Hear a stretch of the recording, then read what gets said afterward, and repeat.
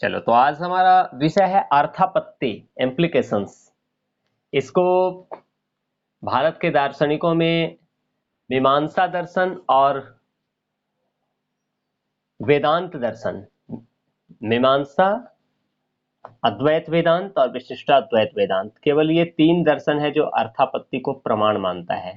और मीमांसा दर्शन हो या वेदांत हो, यहाँ अर्थापत्ति को पांचवें प्रमाण के रूप में माना गया है। अर्थापत्ति को जब हम देखते हैं तो यहां हम पाते हैं कि अर्थापत्ति दो शब्द के संयोग से बना है, दो शब्दों के मिलने से बना है। दो शब्द हैं, अर्थ और आपत्ति, जिसका अर्थ है विषय और कल्पना। अर्थ का मतलब विषय और आपत्ति का मतलब कल्पना। तो अर्थापत्ति का अर्थ हुआ किसी विषय की कल्पना करना। यानी जब कोई ऐसी घटना देखने में आती है जिसको समझने में कुछ विरोध मालूम पड़ता है, तो उस विरोध की व्याख्या के लिए हम कोई आवश्यक कल्पना करते हैं, और इस तरह जो कल्पना की जाती है उसको अर्थापत्ति कहते हैं।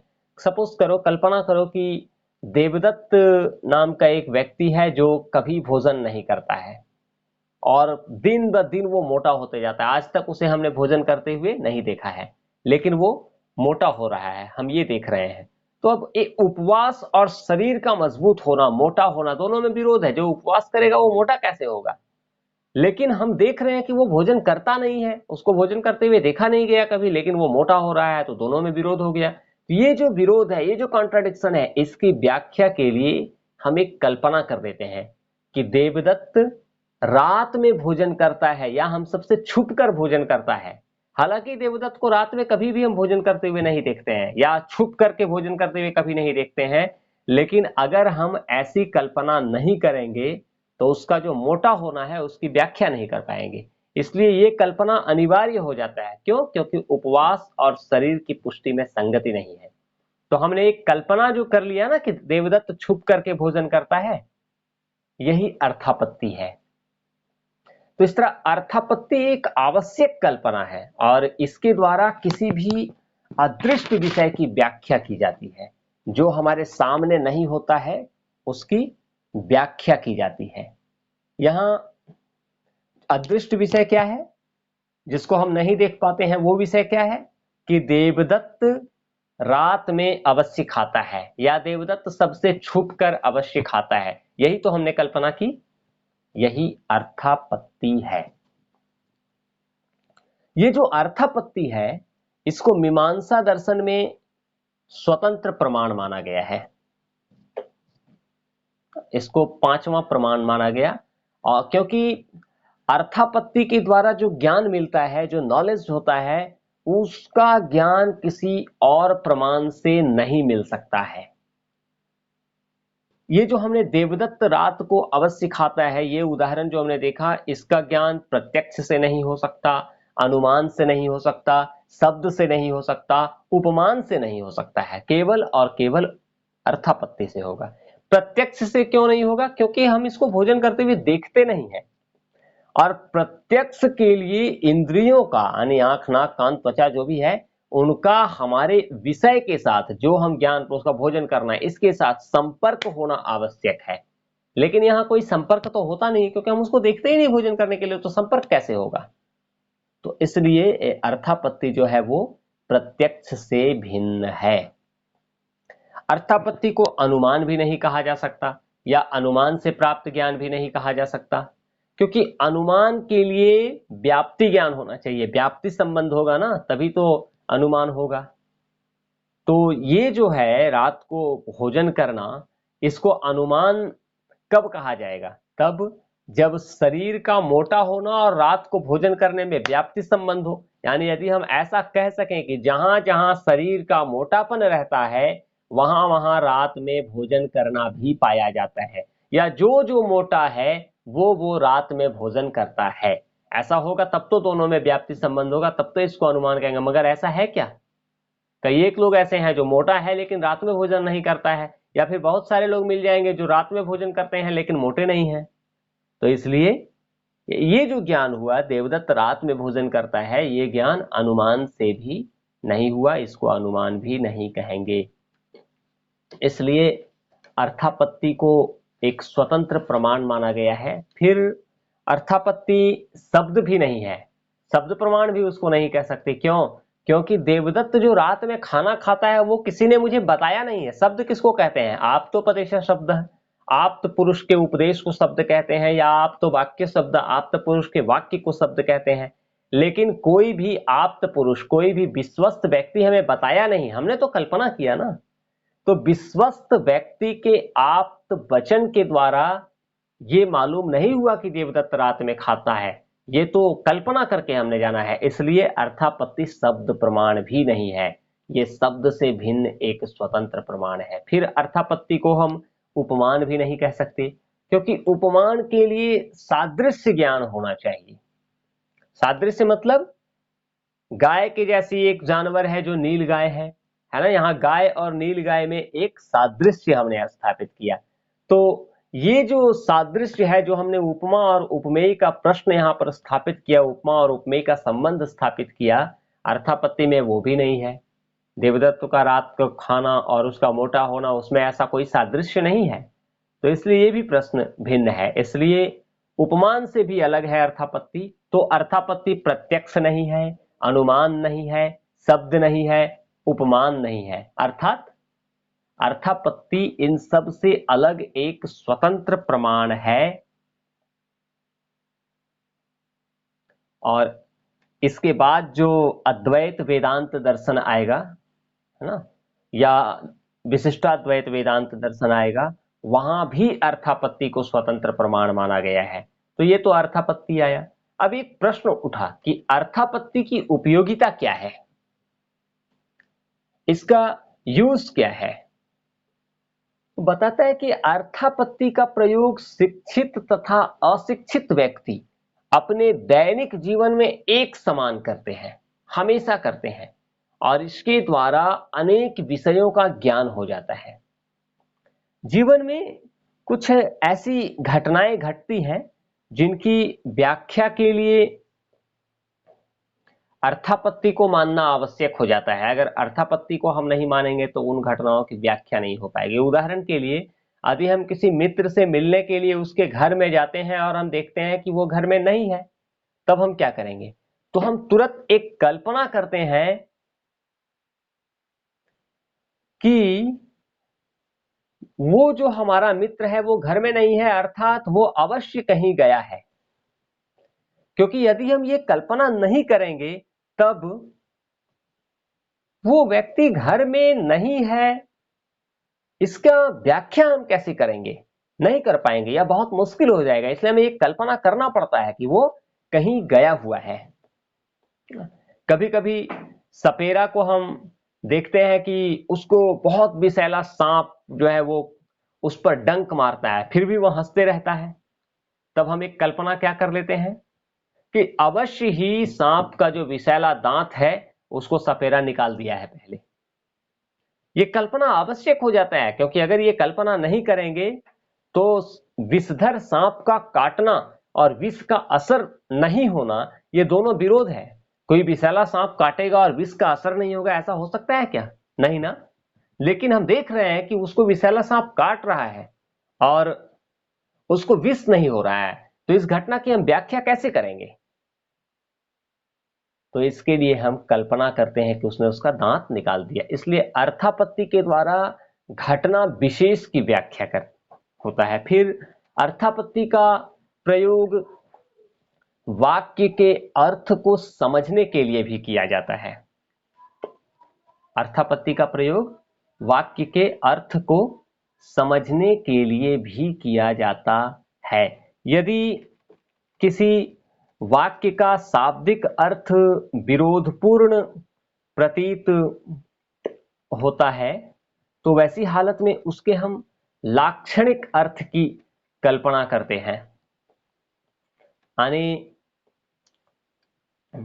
यदि कोई व्यक्ति कहे कि मेरा घर गंगा नदी में है, अब यहां एक प्रश्न आ गया कि गंगा नदी में किसी भी व्यक्ति का घर कैसे होगा? गंगा नदी में तो पानी है, वहां घर कैसे होगा? तब उसने कहा कि मेरा घर गंगा नदी में है, तो हम तुरंत एक कल्पना कर लेते हैं कि उसका घर गंगा नदी के किनारे है, गंगा नदी में घर है, कहने का ये तात्पर्य है कि घर गंगा नदी के किनारे है। क्योंकि नदी के ऊपर घर का स्थित होना विरोधपूर्ण महसूस होता है, नदी के ऊपर घर नहीं हो सकता है। इस तरह से यदि कोई व्यक्ति कहता है कि लाल टोपी को बुलाओ, तो फिर यहां एक समस्या आ गई कि कोई भी लाल टोपी को कैसे बुला सकता है। तब वहां भी हमें एक कल्पना करनी पड़ती है, और हम एक कल्पना करते हैं कि वो लाल टोपी नहीं बल्कि लाल टोपी वाले मनुष्य को बुलाने के लिए कह रहा है, और सामने जो खड़ा होता है जिसने लाल टोपी लगाई होती है उसे हम कहते हैं इधर आओ, है ना। क्योंकि टोपी तो निर्जीव है, उसको हम कितनों बुला लें वो नहीं आएगा। तो ये जो है ना लाक्षणिक अर्थ होता है, उसका लक्षण से हमें समझना पड़ता है कि उसका मीनिंग क्या है, वो क्या कहना चाहता है।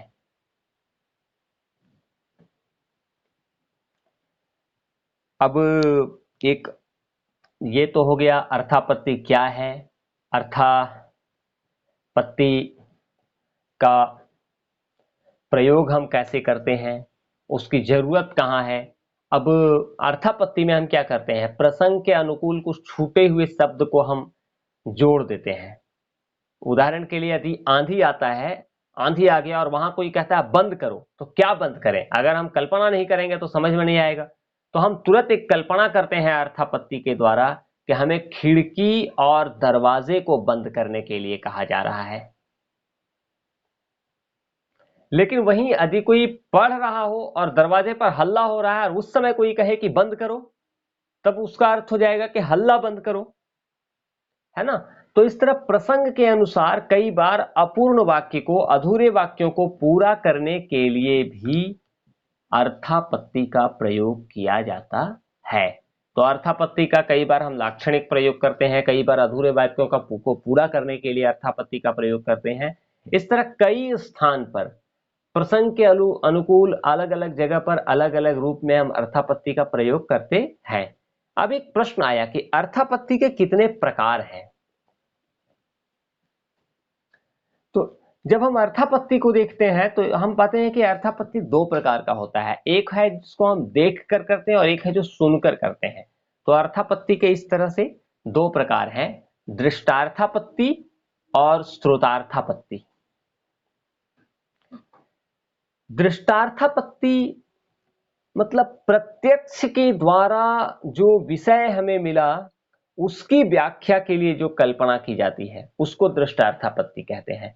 जैसे अभी हमने कहा ना कि दिन में उपवास करने पर भी देवदत्त मोटा हो रहा है, तो यहाँ क्या है, प्रत्यक्ष है, हम देख रहे हैं कि देवदत्त उपवास कर रहा है, भोजन नहीं खाता है करता है, लेकिन वो मोटा हो रहा है। तो वो जो प्रत्यक्ष हुआ उसकी कल्पना करने के लिए हम एक कल्पना करते हैं कि वो रात में खाता होगा। ये जो प्रत्यक्ष हुआ, देवदत्त उपवास कर रहा है दिन में फिर भी वो मोटा हो रहा है, इसकी व्याख्या करने के लिए हमने एक कल्पना कर ली कि वो अवश्य रात में खाता होगा। इसी को दृष्टार्थापत्ति कहते हैं। ये देखकर हमने कल्पना की है। इस तरह से जब हम अपने मित्र के घर जाते हैं और वहां वो रहता नहीं है, तब हम ये कल्पना करते हैं कि वो कहीं बाहर गया हुआ है। ये भी दृष्टार्थापत्ति का उदाहरण है। अर्थापत्ति का दूसरा प्रकार है श्रोतार्थापत्ति, यानी शब्द ज्ञान, श्रुत ज्ञान। शब्द के द्वारा जब कोई विषय मेरे समक्ष स्पष्ट होता है तब उसकी व्याख्या करने के लिए हम कुछ कल्पना करते हैं कई बार, तो उसको श्रोतार्थापत्ति कहते हैं। जैसे जब आप वेद पढ़ो तो वेद में लिखा हुआ है कि जो स्वर्ग की कामना करता है वो ज्योतिष्टोम यज्ञ करे। अब भाई हम ज्योतिष्टोम यज्ञ करेंगे तो उससे हमको स्वर्ग कैसे मिलेगा? क्या ये उलूल जुलूल की कल्पना कर लिया है आपने? तब यहां हम एक कल्पना करते हैं कि यज्ञ करने से एक अदृष्ट ताकत मिलती है और उससे एक अदृष्ट शक्ति उत्पन्न होती है, एक अपूर्व शक्ति उत्पन्न होती है जो यज्ञ आदि कर्मों के समाप्त हो जाने पर भी स्वर्ग फल देने के लिए अक्षुण्ण रहती है। हम जब वैसा यज्ञ करते हैं ज्योतिष्टोम यज्ञ, तो वो यज्ञ हमें स्वर्ग देता है। जैसे वेद में लिखा ना कि स्वर्ग की कामना के लिए ज्योतिष्टोम यज्ञ कीजिए, हमने ये कल्पना किया कि उसमें ऐसी शक्ति होती है, यज्ञ करने से एक ऐसी शक्ति उत्पन्न होती है कि हमें स्वर्ग देती है वो, है ना। यदि ऐसा हम नहीं मानते हैं तो फिर ये बात समझ में ही नहीं आएगा कि यज्ञ वगैरह के समाप्त हो जाने के बहुत दिन के बाद में किसी दूसरे लोक में, जन्नत में या परलोक में हमको वो फल कैसे देगा। इस तरह से साधारण वाक्यों को सुन करके उसमें हम संगति लाने के लिए, सुन करके जो वाक्य, साधारण वाक्य जो हमने सुना और उसमें संगति लाने के लिए हम कुछ शब्द को जोड़ देते हैं अथवा कुछ आवश्यक कल्पना कर लेते हैं, तो उसको भी श्रुतार्थापत्ति का ही उदाहरण समझना चाहिए। तो इस तरह से दो प्रकार है अर्थापत्ति के, दृष्टार्थापत्ति और श्रुतार्थापत्ति। अब एक प्रश्न उपस्थित हुआ कि अर्थापत्ति और पूर्व कल्पना क्या एक है। जब हम पाश्चात्य दर्शन पढ़ते हैं तो वहां अर्थापत्ति से ही मिलता जुलता एक सिद्धांत है पूर्व कल्पना, हाइपोथेसिस। हम किसी भी शब्द की या किसी भी वाक्य की या किसी भी सिद्धांत की व्याख्या करने के लिए पूर्व कल्पना करते हैं, और ये पाश्चात्य दर्शन में है। और पाश्चात्य तर्कशास्त्र में कार्य कारण को स्थापित करने के लिए पूर्व कल्पना की गई है, वहां पूर्व कल्पना को महत्व दिया गया है। और पूर्व कल्पना कहते किसको है, तो किसी भी उपस्थित विषय की व्याख्या के लिए जब कोई कारण न हो, वास्तविक कारण का अभाव हो, तो उस समय उसकी व्याख्या के लिए पूर्व कल्पना की जाती है। यानी किसी भी उपस्थित विषय की व्याख्या के वास्तविक कारण के अभाव में हम पूर्व कल्पना करते हैं, और वही पूर्व कल्पना जब सिद्ध हो जाती है तो उसी को सिद्धांत के रूप में परिणत कर दिया जाता है, सिद्धांत कहा जाता है, उसे कारण कहा जाता है। ये जो अर्थापत्ति है वो पूर्व कल्पना से मिलता जुलता प्रतीत होता है ना। पूर्व कल्पना, जब मेरे सामने कोई ऐसा सिद्धांत आ जाता है जिसका कोई कारण न हो, तो उसकी व्याख्या करने के लिए हम कुछ कल्पना कर लेते हैं। बिल्कुल ऐसा ही अर्थापत्ति में भी होता है, उससे मिलता जुलता है ये। किसी भी विरोधपूर्ण अवस्था में उसकी व्याख्या के लिए हम अर्थापत्ति का प्रयोग कर लेते हैं। लेकिन ये ध्यान रखो कि अर्थापत्ति और पूर्व कल्पना ये दोनों ही एक दूसरे से मिलता जुलता है, लेकिन फिर भी ये एक नहीं है, दोनों में अंतर है, दोनों अलग अलग है। अर्थापत्ति का प्रयोग हम विरोधपूर्ण स्थिति की व्याख्या के लिए करते हैं। जब हमारे सामने कोई ऐसी घटना आती है जिसकी व्याख्या नहीं कर पा रहे हैं और वहां विरोध हो जा रहा है, तब हम अर्थापत्ति करते हैं। जैसे देवदत्त का मोटा होना और उसका दिन में भोजन नहीं करना, दोनों में विरोध है, भोजन नहीं करेगा तो मोटा होगा कैसे। ये जो विरोध है इसकी व्याख्या के लिए हम अर्थापत्ति करते हैं। लेकिन पूर्व कल्पना के लिए परिस्थिति का विरोधपूर्ण होना आवश्यक नहीं है, वहां विरोध नहीं है फिर भी हम कल्पना करते हैं। उदाहरण के लिए भोजन की बात छोड़ दो, हम केवल ये देखते हैं कि देवदत्त मोटा क्यों हो रहा है, वो भोजन करता है या नहीं करता ये सवाल ही नहीं है, हम केवल ये देख रहे हैं कि वो मोटा क्यों हो रहा है, तो हम एक कल्पना करते हैं कि ये जरूरत से ज्यादा खाता होगा ना। तो यहाँ विरोध आवश्यक नहीं है। तो ये एक चीज है कि अर्थापत्ति में विरोध होना कंपलसरी है, जबकि पूर्व कल्पना में कारण और कार्य में या दो घटनाओं में विरोध होना आवश्यक नहीं है। विरोध हो भी सकता है और नहीं भी हो सकता है। तो अर्थापत्ति का जो क्षेत्र है वो कम है और पूर्व कल्पना का क्षेत्र व्यापक है। तो पूर्व कल्पना का क्षेत्र अर्थापत्ति के क्षेत्र से ज्यादा व्यापक है। फिर पूर्व कल्पना और अर्थापत्ति में एक और अंतर है, और वो अंतर यह है कि पूर्व कल्पना एक प्रकार का अनुमान है, वहां हम घटना की व्याख्या के लिए अनुमान करते हैं, है ना। तो पूर्व कल्पना को अनुमान में समाहित कर लिया गया है, लेकिन अर्थापत्ति को भारतीय दर्शन में एक स्वतंत्र प्रमाण माना गया है। यहां अर्थापत्ति अनुमान नहीं है, प्रत्यक्ष नहीं है, उपमान नहीं है, शब्द नहीं है, बल्कि अर्थापत्ति एक अलग प्रमाण है। तो पाश्चात्य दर्शन में यह अनुमान है पूर्व कल्पना, जबकि अर्थापत्ति एक अलग प्रमाण है। ये भी एक अंतर है। फिर एक और महत्वपूर्ण अंतर है कि अर्थापत्ति में एकदम निश्चितता हो जाती है, पूर्ण निश्चितता का भाव रहता है कि ये होगा। देवदत्त मोटा हो रहा है लेकिन भोजन नहीं करता है, देखा नहीं गया उसको कभी भोजन करते हुए, इसका मतलब यह है कि वो अवश्य छुपकर भोजन करता है, एकदम निश्चितता का भाव रहता है। निश्चितता होती नहीं है, कंपलसरी नहीं है, लेकिन निश्चितता का भाव आ जाता है। लेकिन पूर्व कल्पना में निश्चितता का भाव नहीं रहता है, वहां अनिश्चितता रहती है, कंफर्म नहीं रहते हैं। हम जैसे कहते हैं ना कि वो मोटा होते जा रहा है तो शायद वो ज्यादा भोजन करता होगा। तो पूर्व कल्पना में निश्चितता नहीं रहती और अर्थापत्ति में निश्चितता रहती है। तो ये तीन इसमें महत्वपूर्ण इस तरह अंतर है, दोनों एक है नहीं, क्योंकि अर्थापत्ति में विरोधपूर्ण स्थिति का होना आवश्यक है, जबकि पूर्व कल्पना में विरोध होना जरूरी नहीं है। कल्पना अनुमान में समाहित है, जबकि अर्थापत्ति एक स्वतंत्र प्रमाण है।